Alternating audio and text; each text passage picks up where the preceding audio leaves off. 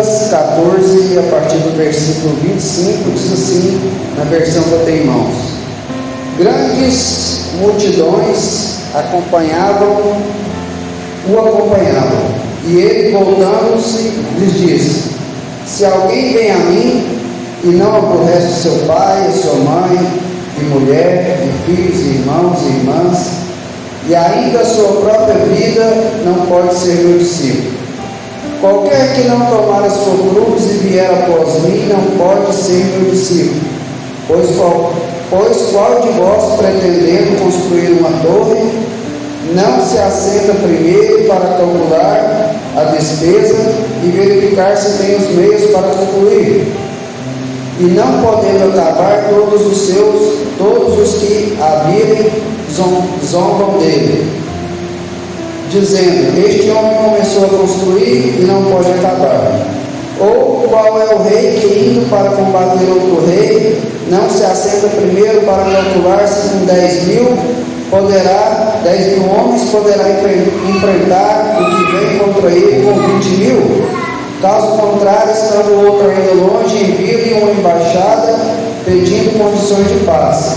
Assim, pois, todo aquele que dentre vós não renuncia a tudo quanto tem, não pode ser meu discípulo. Passa aí as folhas aí para frente. Vamos lá em Lucas 18. Vamos ler 3 versículos. Lucas 18, do versículo 28 até o 30. Glórias a Deus. Lucas 18, versículo 28 ao 30. Diz assim: glórias a Deus. Lucas 18, 28, 29 e 30. E disse Pedro: eis que nós deixamos a nossa casa e te seguimos. Respondeu-lhe Jesus: em verdade vos digo que ninguém que há deixado sua casa, ou mulher, ou irmãos, ou pais, ou filhos, por causa do reino de Deus, que não receba no presente muitas vezes mais, tem algumas versões de 100 vezes mais, e no mundo por vir a vida eterna. Amém? Sente aí com a sua Bíblia aberta no primeiro texto de Lucas 14. Glórias a Deus. Daqui a pouquinho vocês vão entender o porquê do texto. Nós estamos aqui para cultuar a Deus, adorar o Senhor Jesus, ao Deus Pai, aleluia, com a ajuda do Espírito Santo. E este culto, como já foi dito aqui, está na direção da juventude, glórias a Deus.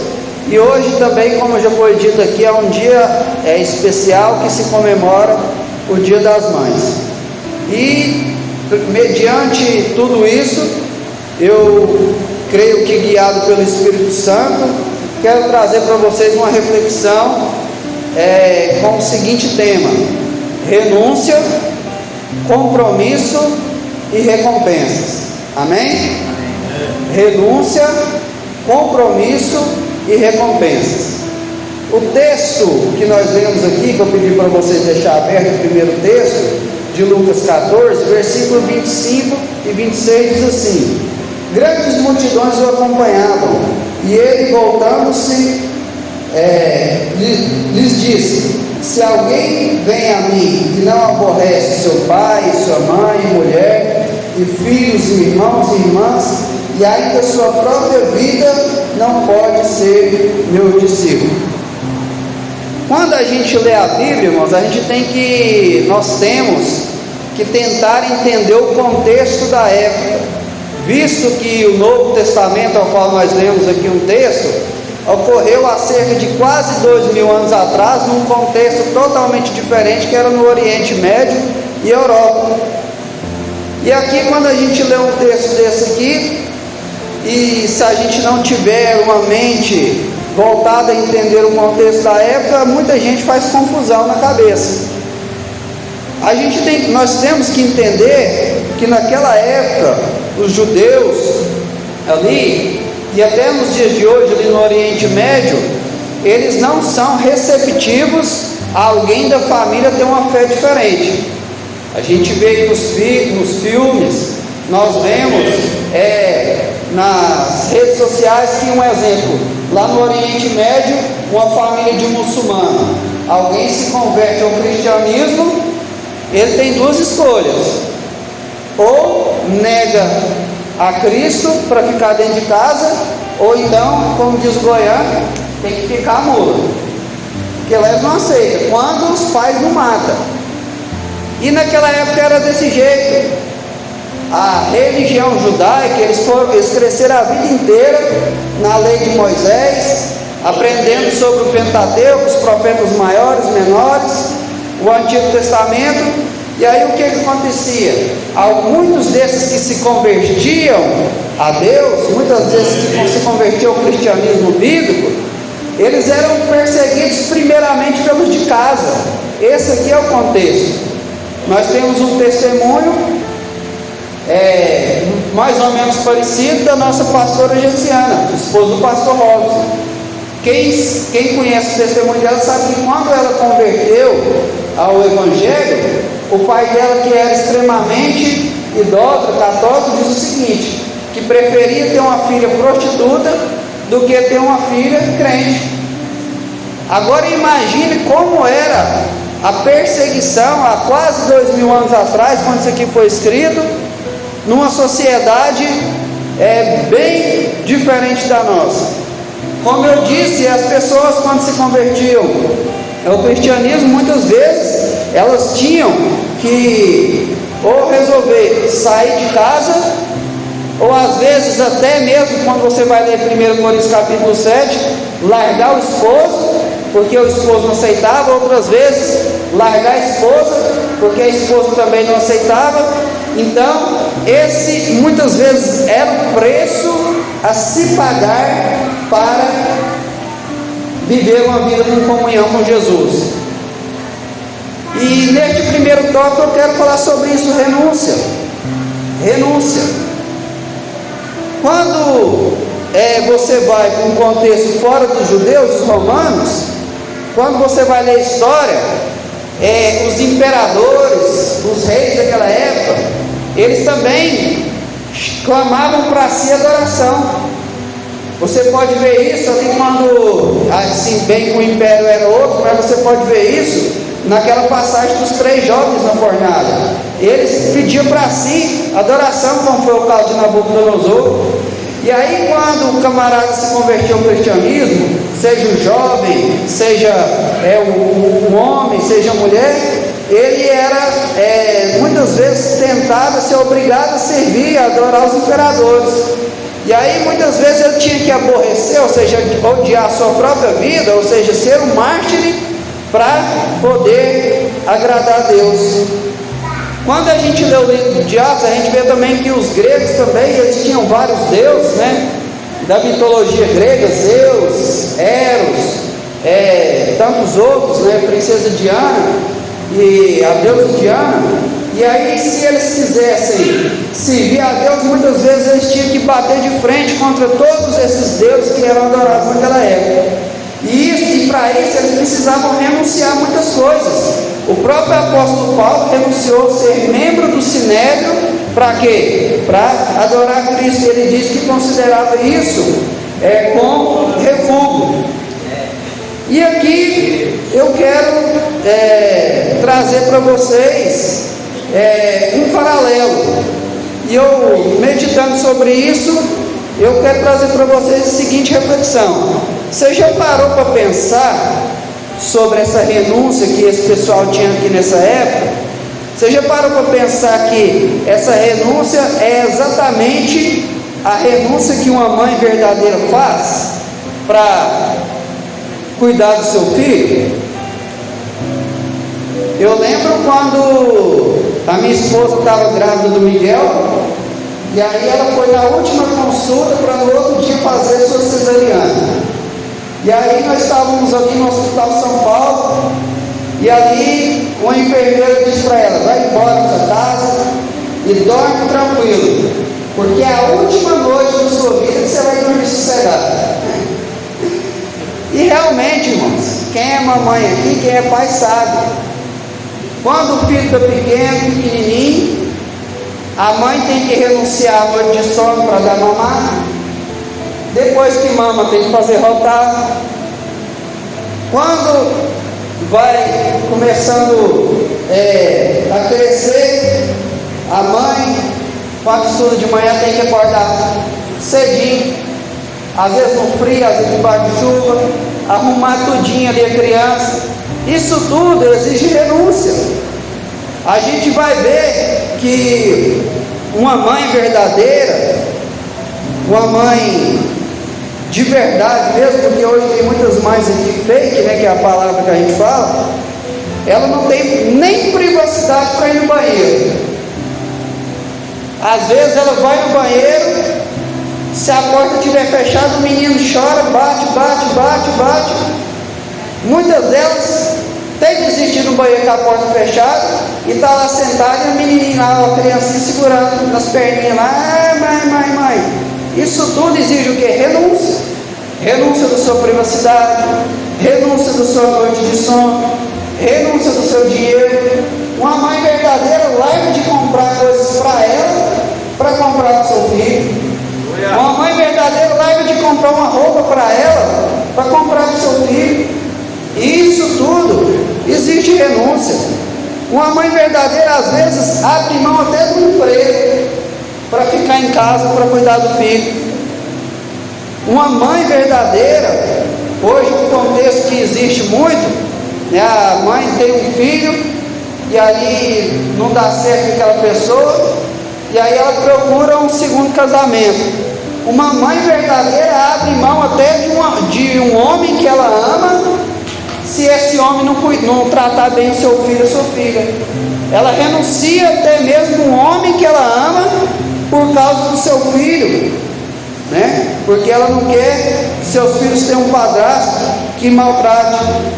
Então, da mesma forma que um cristão verdadeiro, como nós vemos aqui, tem que renunciar, se for preciso até o pai, se for preciso até a mãe, lembrando que o contexto é outro, se for preciso até aborrecer sua própria vida, porque quando a gente vê aqui o versículo 27, né, e qualquer que não tomar a sua cruz e vir após mim, não pode ser meu discípulo. Tomar a cruz aqui é morrer para as nossas vontades, e para morrer para as nossas vontades nós precisamos o quê? Renunciar. Por isso eu achei tão interessante esse paralelo, porque uma mãe verdadeira, ela renuncia tudo que for preciso para cuidar do seu filho.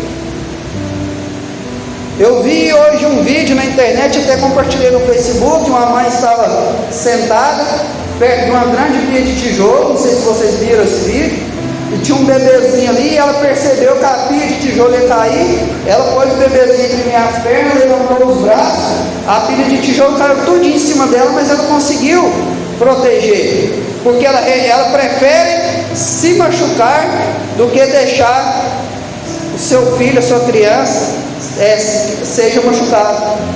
E um cristão verdadeiro, ele prefere muitas vezes se machucar do que deixar o Espírito Santo triste. Como assim? Às vezes um cristão verdadeiro tem que engolir um sapo, porque se ele revidar a altura, ele entristecerá o Espírito Santo. Às vezes um cristão verdadeiro, ele tem que levar para casa uma ofensa, porque se ele for responder à altura, ele vai deixar o Espírito Santo triste. E ali no seu íntimo ele diz: Espírito Santo, eu queria muito falar umas verdades para essa pessoa, mas por amor a ti, eu vou ficar calado. Vocês veem o tanto que isso é interessante? Eu nunca tinha parado para pensar sobre isso. Quantas mães trancam a faculdade para cuidar dos seus filhos? Isso é renúncia. Abre mão de um futuro promissor na sua profissão para cuidar dos seus filhos. E o cristão verdadeiro é desse jeito. Às vezes ele abre mão de alguma coisa que vai ser lucro aqui na terra para receber no céu. Às vezes um cristão verdadeiro abre mão de coisas que são lícitas aqui na terra, mas perante os olhos de Deus são ilícitas. E assim como a mãe verdadeira faz isso, e um cristão verdadeiro também renuncia, O outro lado também é verdade. Uma mãe fake, né, que é a palavra para mentira, ela até diz que ama o filho, mas não cuida. Quem cuida é a vovó, quem cuida é a sogra. E um cristão fake, falso, ele até diz que ama a Deus, mas não tem reverência na casa de Deus.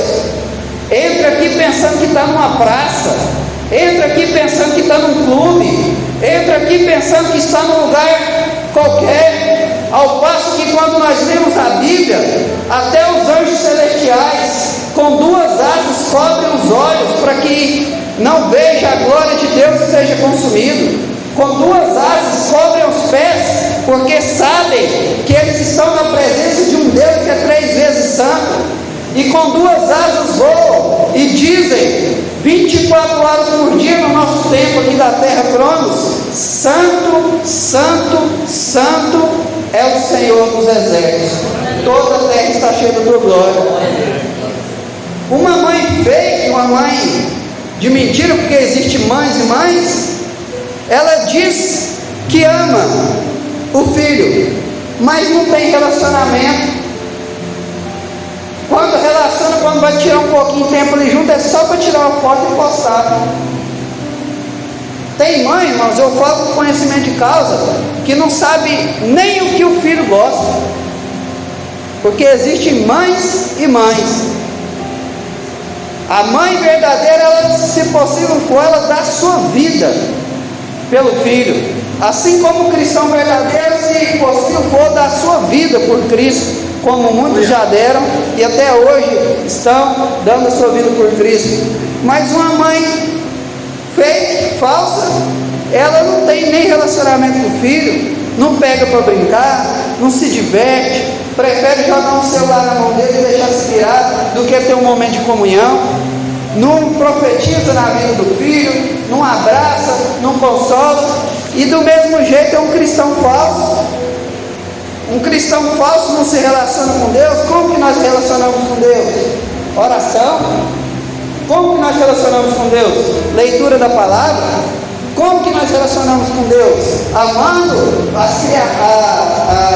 servo do Senhor, amando as pessoas. Glórias a Deus. Uma mãe fake, ela, diferente de uma mãe verdadeira, que eu disse aqui, que abre mão até de uma pessoa que ela ama por amor do seu filho, uma mãe fake larga o filho, mas não larga o marido. Uma mãe fake, que a gente vê na televisão, ela até deixa o companheiro abusar do seu filho e da sua filha.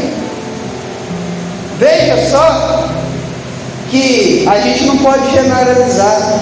Existem mães e mães, e existem servos e servos. Aleluia. Uma mãe fake não renuncia nada ou quase nada para ter um relacionamento com o filho, e assim como um cristão falso também não renuncia quase nada para ter um relacionamento com Deus. Hoje, como que é a geração de cristão nossa, minha? A gente fica assim: pode ou não pode fazer tatuagem? Pode ou não pode beber uma cervejinha? Pode ou não pode colocar um piercing? Pode ou não pode ir numa festa aí? Na minha época era no Joca, hoje eu não sei onde que é, numa festa aí secular. Pode ou não pode cantar uma música do Wesley Safadão? Pode ou não pode cantar um modão do Gustavo Lima? Um cristão verdadeiro, irmãos, ele não se relaciona com Deus por leis, pode ou não pode. Um cristão verdadeiro, ele se relaciona com Deus através da honra. Isso aqui vai trazer glória para Deus? Isso aqui vai deixar eu mais pertinho de Jesus? Isso aqui vai deixar o Espírito Santo mais feliz comigo? Isso aqui vai fazer com que eu seja igual o apóstolo João, tão íntimo de Jesus, ao passo que eu posso reclinar a minha cabeça sobre ele? Um cristão verdadeiro, ele se relaciona com Deus assim. Ele se relaciona com o Espírito Santo assim. Não é com base no pode e não pode. Porque o pode e não pode é perigoso. É perigoso. Por exemplo, a Bíblia, você não vai ver um versículo na Bíblia que proíbe um casal de namorado dormir junto na mesma cama num quarto sozinho. Não tem. Pode olhar que não tem. Mas se eles dormir junto num quarto sozinho, eles vão fazer algo que é pecado, e segundo a Bíblia, pecado que vai levar ao inferno. Está lá em Gálatas assim, fornicação. Ou seja, a Bíblia fala que a Bíblia não proíbe eu de deitar, dormir juntinho com minha namorada abraçadinha. Mas isso aí vai levar eles para um lugar distante de Deus. Então, se você for relacionar só no pode ou não pode, é problema. A Bíblia não proíbe, irmão, uma pessoa beber um pouquinho. Sabia que não proíbe? Jesus transformou água em vinho. Mas desse pouquinho aí pode ser uma brecha para a pessoa se embriagar. E a Bíblia diz que os bêbados não entrarão no reino do céu. Então quem se relaciona só no pode e não pode, é a mesma coisa de alguém que anda numa corda bamba. A qualquer hora ele pode cair de um lado para o outro.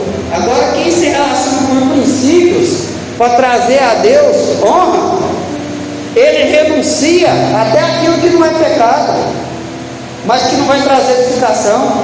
Tem coisas, irmãos, que não são pecado, mas são embaraço. Só você ler a Bíblia lá em Hebreus, deixando para trás todo pecado e embaraço. Tem coisa que não é pecado, mas vai te embaraçar. Você quer ver uma coisa que não é pecado e tem embaraçado a muitos, e eu mesmo sou um?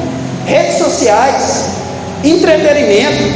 Não é pecado, mas embaraça. Eu já pensei muitas e muitas vezes pegar esse celular meu e Spotify e tudo, porque eu tenho dificuldade de tirar uma hora de oração lá em casa.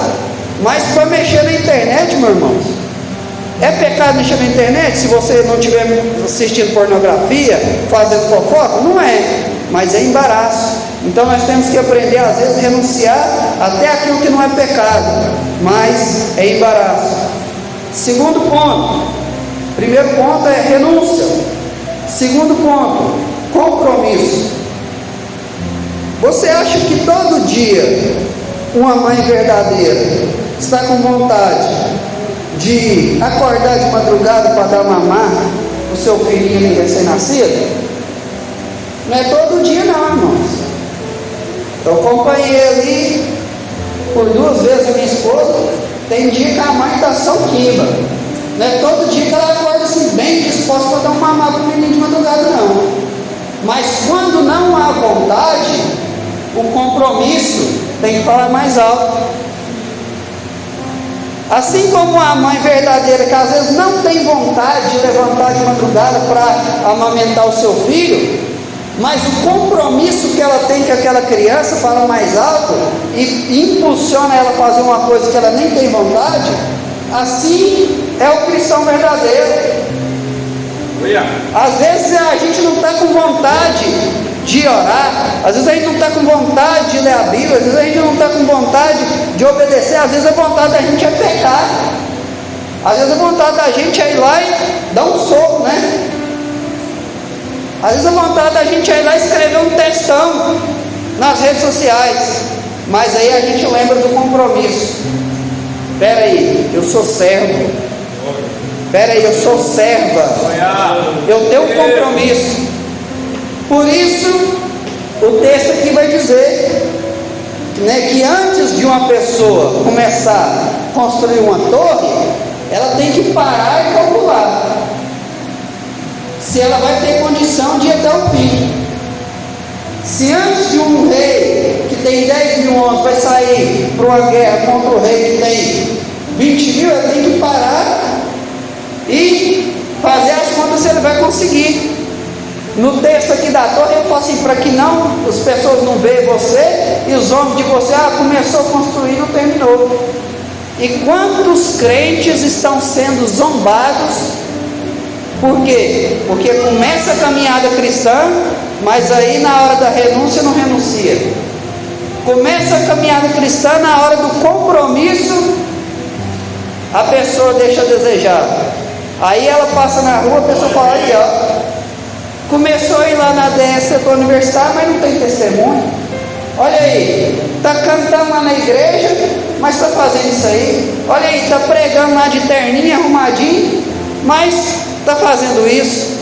Então, irmãos, nós temos que, no compromisso, a gente colocar, aleluias, na nossa mente o seguinte: nós colocamos a mão no arado, então nós temos que ter compromisso para terminar.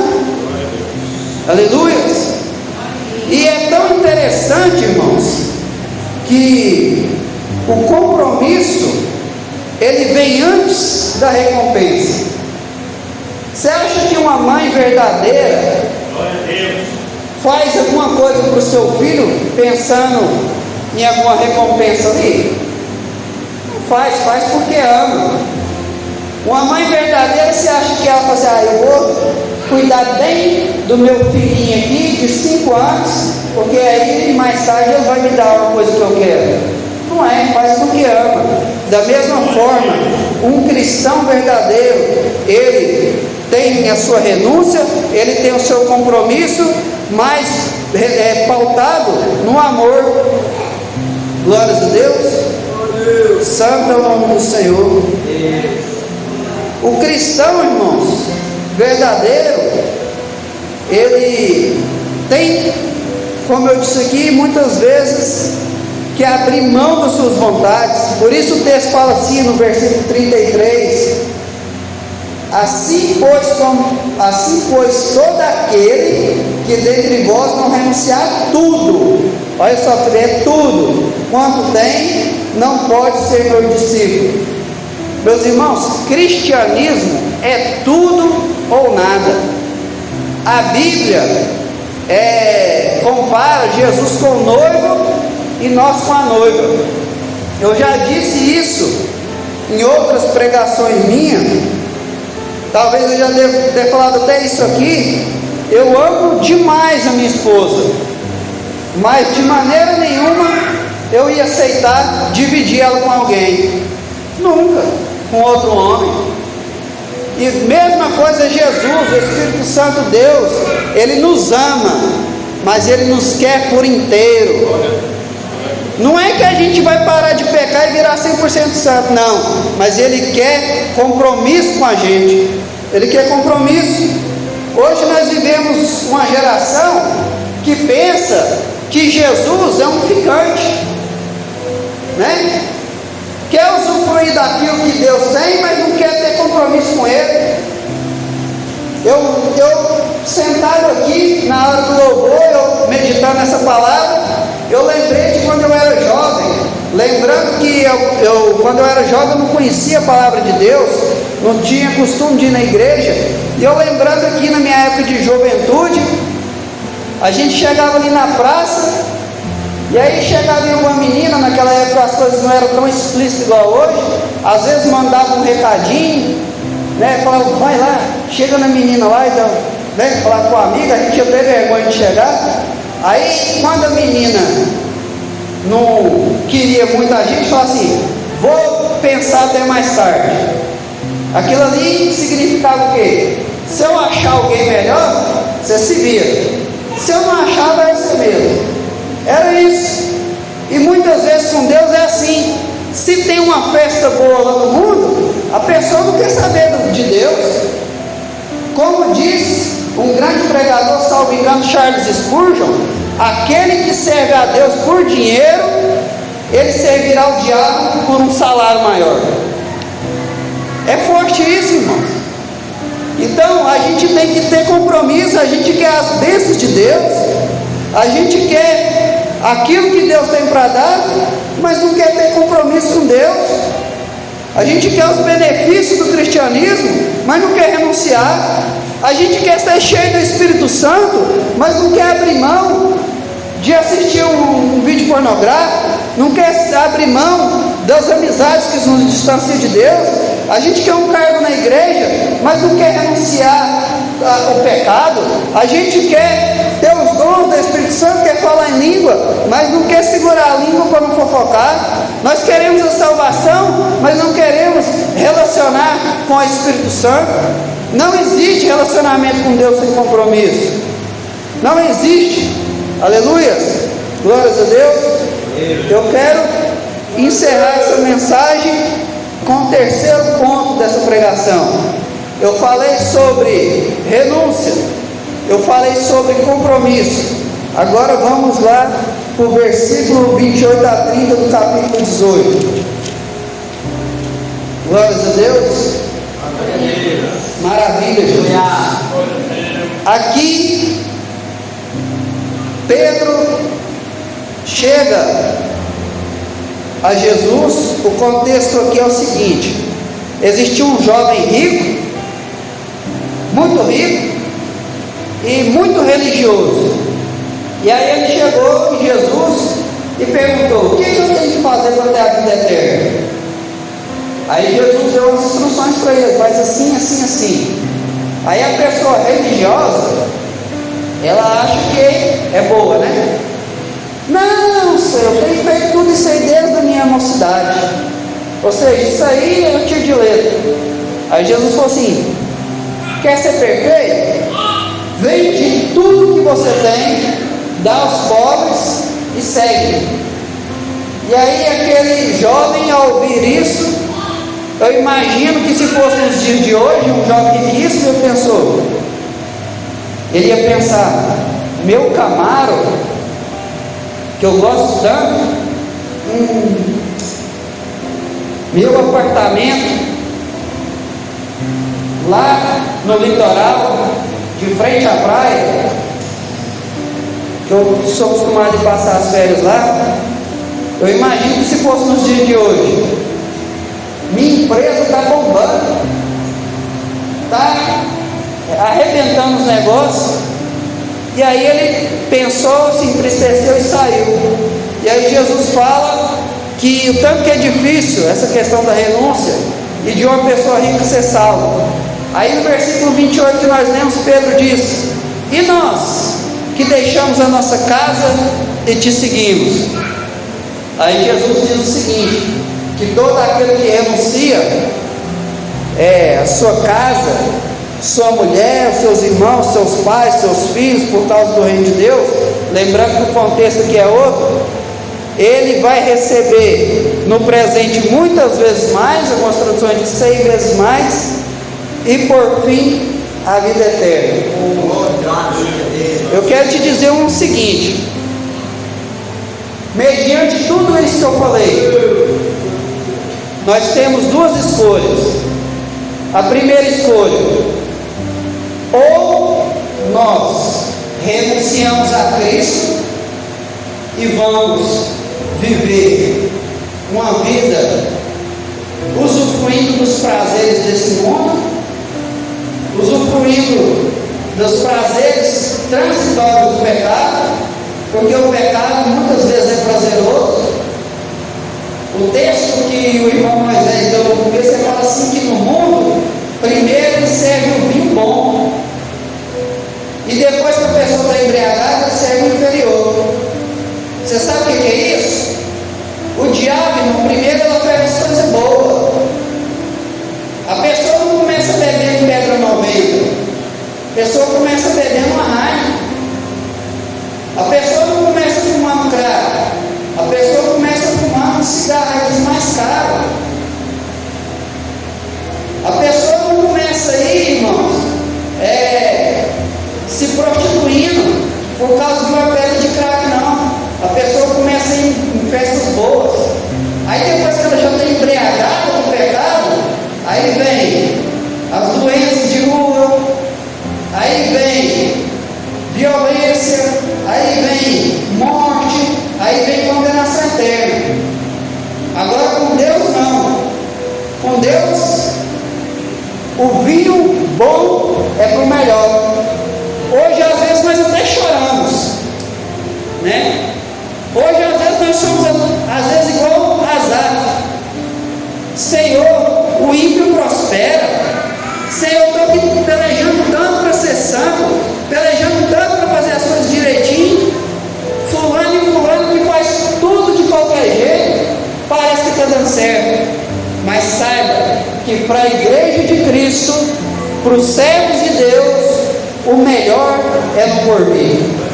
Amém? Então nós temos essa escolha: ou nós deixamos Deus de lado e vamos usufruir dos prazeres dessa terra, prazeres pecaminosos, ou nós rejeitamos os prazeres do pecado e vivemos uma vida de renúncia, uma vida de compromisso, mas sabendo que a vitória definitiva virá no dia que, como um relâmpago que sai do Oriente e vai até o Ocidente, ao som de trombeta e voz de arcanjo, Jesus vem buscar a tua noiva. Amém? Eu creio, irmãos, que está chegando essa hora. Eu creio que está chegando este momento.